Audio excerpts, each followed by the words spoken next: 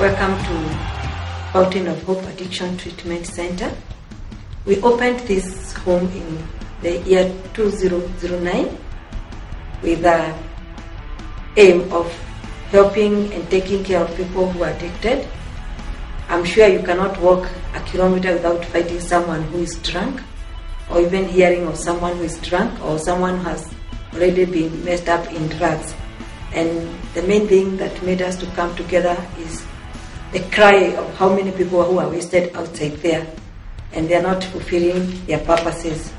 We've been able to take care of over 100 clients, and we can say 70% has successfully been able to get out of what they were suffering or what they were abusing. And that's what keeps us moving and gives us the strength to move on, to know that those ones, even the ones, the 30%, as we follow them up and as we keep in touch with them, we are able to continue encouraging them that it is possible. The center is able to accommodate both male and female from all ages. We have also started admitting the students in secondary schools where they come over holidays. And what we are saying is, in schools, when children are caught with drugs, most schools, they expel them. But we have a different way of approaching that, because when we expel these children, we expose them back to where they are getting the drugs from.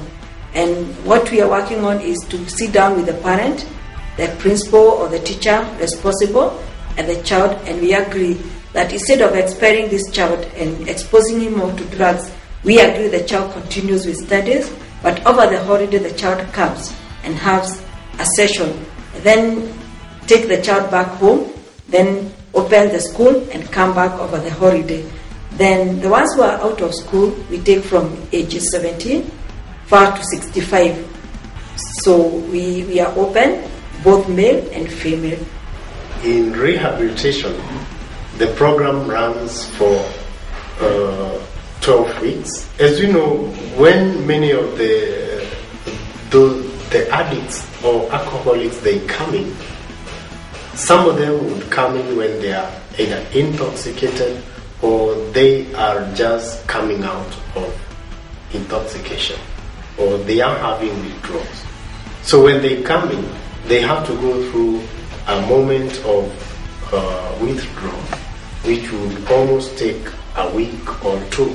We also do comprehensive intake by being able to see, to hear from the patients and the family, to hear as much as possible of what has been happening in the life of this person, and also being able to hear what could have affected or triggered or predisposed this person into addiction, either alcohol or other substances.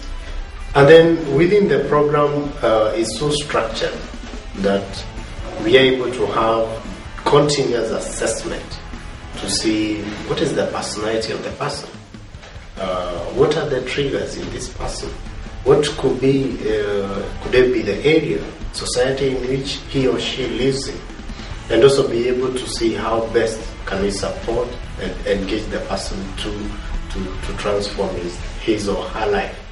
Then from there we also do follow-ups with the family, that we are able to see how can they come to understand, because we realize many of the family members or brothers and sisters or even parents, they understand so little about addiction itself. So we get to educate them, basically what we call psychoeducation. As we do psychoeducation with the patients, we also do psychoeducation with either the family or even the society where the person is coming from. We also do engage them into individual counseling, where the client or the patient is able to explore deeper rooted issues that is affecting him or her, and see how, and also being able to see, so then how could this either be a trigger or is being precipitated by the addiction itself, and then see how can I come out in a holistic way. At certain points, we do try to, as much as possible, to engage in other ways, which psychologists will call occupational therapy, where we get to assign the client a certain task. And one of it is having a farm, where they choose something that they can be able to tender, and they nurture it within the period that they are here.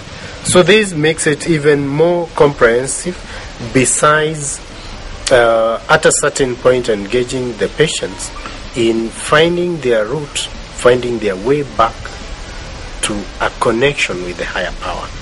Our rates is 700 for bed and food, 800 is daily consultation and also daily maintenance of the center, that comes to 1,500. And when you take it to 30 days, that is 45,000. Not everybody is able to pay at a go, so on admission we request the guardian to pay some down payment, and then the rest of the money is paid before the end of the month. But what we agree is before the end of the session, which takes 3 months, the whole bill is paid.